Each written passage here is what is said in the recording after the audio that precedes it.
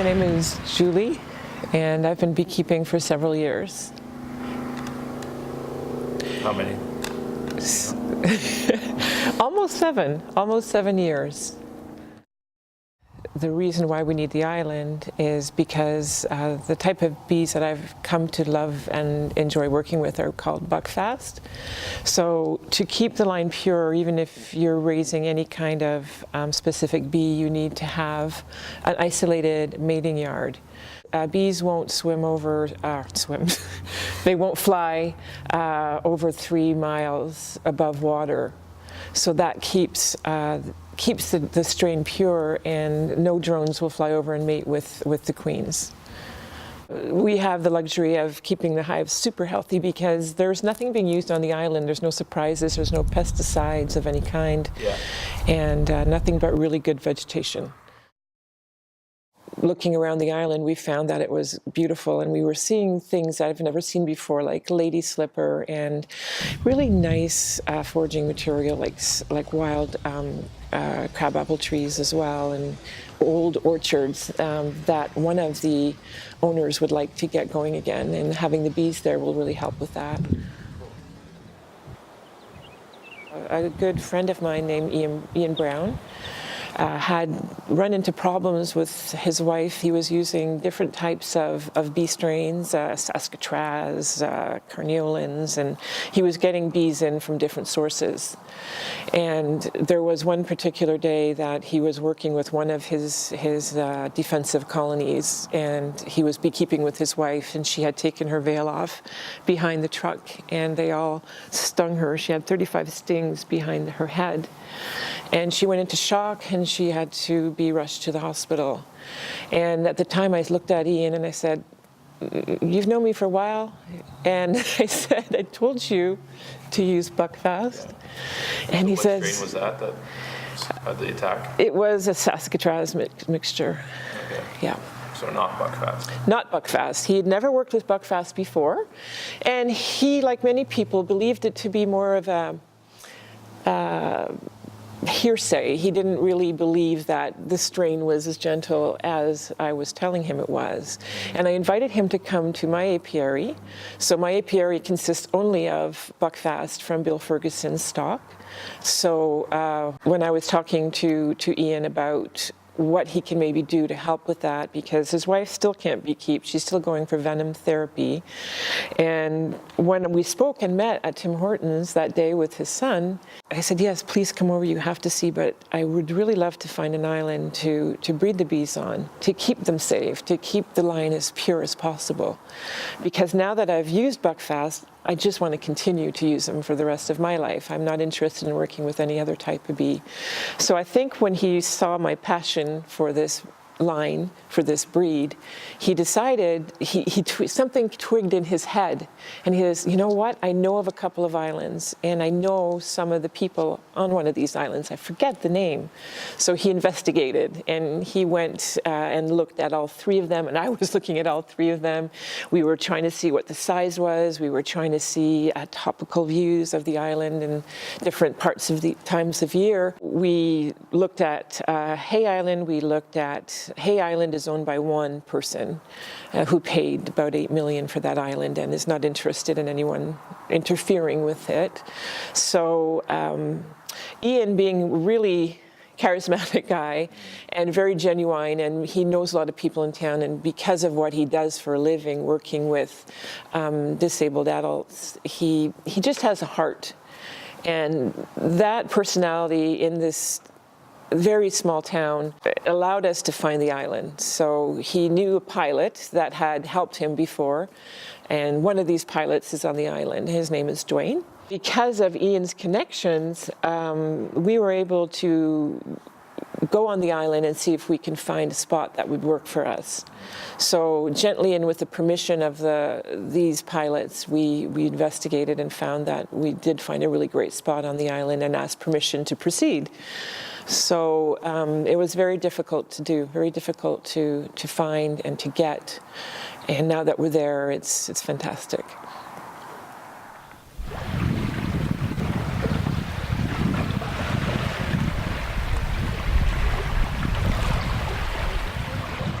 So people who are beekeeping for the first time would love to work with this strain of bee to give them the confidence, right?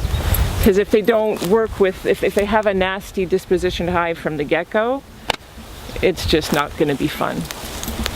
So it's a gentle bee, but you're also saying it's a big honey producer too. Yes. So it, you know, the hobbyists would love the gentle bee. Yes. I know, like, as a commercial beekeeper, I would love a gentle bee too, but I'm also interested in the honey. As a businessman, the production of honey is spectacular. And one of the most amazing scientists I've ever met was skeptical. And he said, "Why are you using Buckfast?" I said, "Because they're awesome." And I la la la la. He goes, "That's all well and good, but you talk to me after they winter. You tell me how great they are." And at the time I had different species of bees. I had the Canadian mongrel, I had some carniolans, and the only bees that made it through that winter were Buckfast. So I was happy to call him and tell him that the Buckfast wintered beautifully, because there's a lot of DNA in the Buckfast that are from cold European countries, right? So we keep, like I say, importing queens from Chile and places like that, and they're not meant for this climate. So we need our bees to winter, and that's a huge plus to the Buckfast strain of bee, because as if it wasn't great enough as it was, it winters super well too. It's really great to be on this island. Yeah. It's really beautiful. So yeah.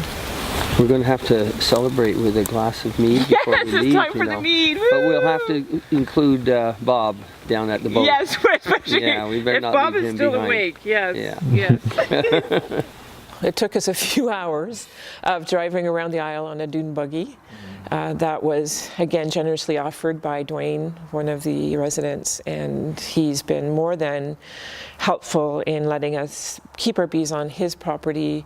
He's given us access to his equipment. He's given us access to a honey house so that we can keep the honey supers there and extract there. And biosecurity is super important. We'd rather keep the honey supers on the island rather than bring them home to extract and mix them with our other equipment. So it's really important for us to keep the line clean and healthy.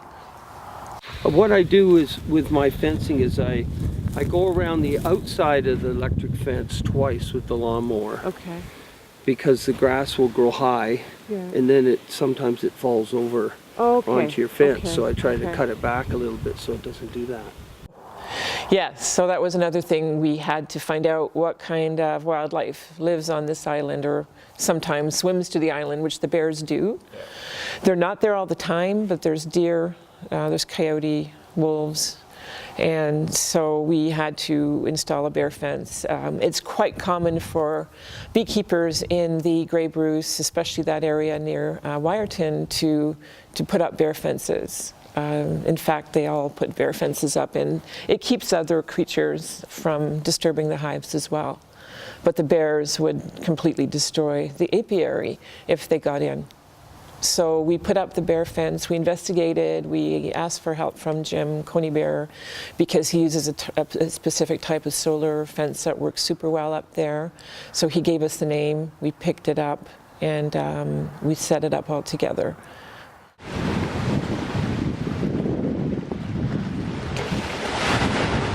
Getting to the island, Big Bay can have treacherous waters, could have high waves, and it's one of the most challenging waters in Georgian Bay. So we have to go out when it's okay, and sometimes we have to change our mind in the morning and go another day, because it's very unpredictable. So we found really they're fishermen. Very experienced fishermen who are taking us on the island. So eventually we would like to get a boat ourselves, but this gives us the opportunity to see what we really need. So we're generously offered a place to dock our boat on the Wyerton side, which we will do. And so it seems the best boat for this purpose is a Stanley. It's a very balanced boat made in Paré Sound. So that will be next year. Well, next year we will have to invest in a boat so that we can go on our schedule. It's very important to go every 2 weeks to make sure everything's okay. So far, what we've seen is that the bees are absolutely thriving. They're doing better than the bees here.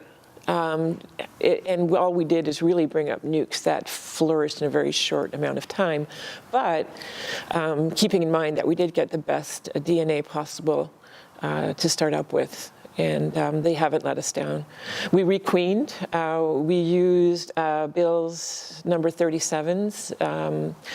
They're from a breeder queen from Denmark that he uses. And so we brought in 3 more from number 37. And so they're doing really well. We had some challenges at the beginning.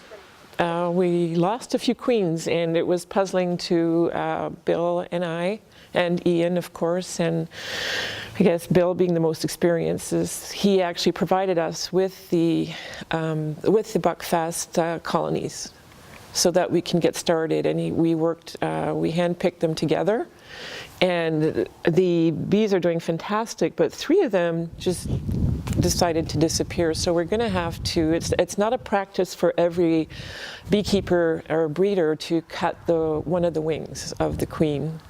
And we're going to have to start doing that because it's really important for the bees to stay in the hive, the queens to stay in the hive and not get eaten by a bird or just fly off. So we're going to have to start adopting that practice of clipping one of the wings, which other beekeepers do, like Paul Kelly, the breeder that I'm working with in Denmark.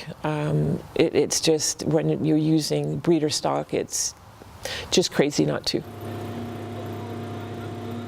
So the great thing about breeding on the island, and this is the most important fact of all, is that the queens that we breed on the island are not going to have the interference of pesticides. So there's really great studies that we've been given, like the latest one was York University, explaining that neonicotinoids has gotten into the wildflower pollen.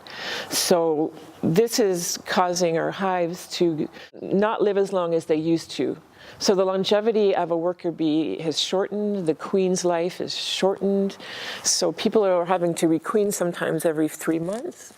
So she's barely lasting a year at times. So instead of having to requeen every single year, I believe that the stock that we get from this island will help us keep queens that will live much longer. In fact, I have one that I affectionately call Elia. She was bred by Bill Ferguson, and it was the first daughter of his Buckfast queen, and she's going on her 4th summer.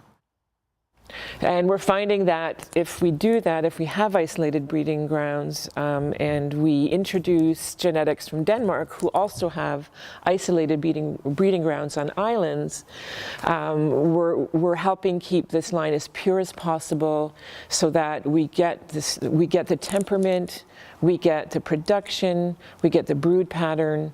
The bees are a lot healthier that way.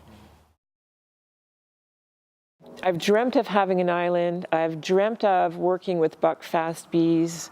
I didn't realize, I know I took courses, I know I've had wonderful mentors, never knew I'd be in this position to breed, that this journey has come this far, but I think it's just fantastic to see that people who are not even involved in bees, that it's not their livelihood, but just seeing this amazing species survive, that other people are interested. They see what we're doing, they see how hard we're working, and they're chipping in. We had Bob Schwab stay on the island the first day for about 8 hours without complaining. We have Jerry Beaver. He actually helped us walk. He walked an actual 1 box at a time. And you, my son, you walked these bees just ever so gently to their new spot. So we had just volunteers help us with this very important task. We don't have, funding from anybody else but ourselves. So to have these people chip in and just from the goodness of their hearts was very shocking, because it's hard. It is hard work.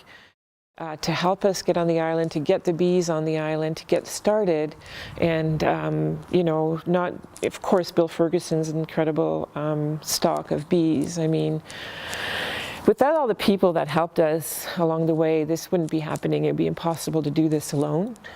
And I'm really, really grateful that there's so many people that have been backing us up on this. And I hope the bees continue to do well and overwinter so that we can continue working together on this really amazing project.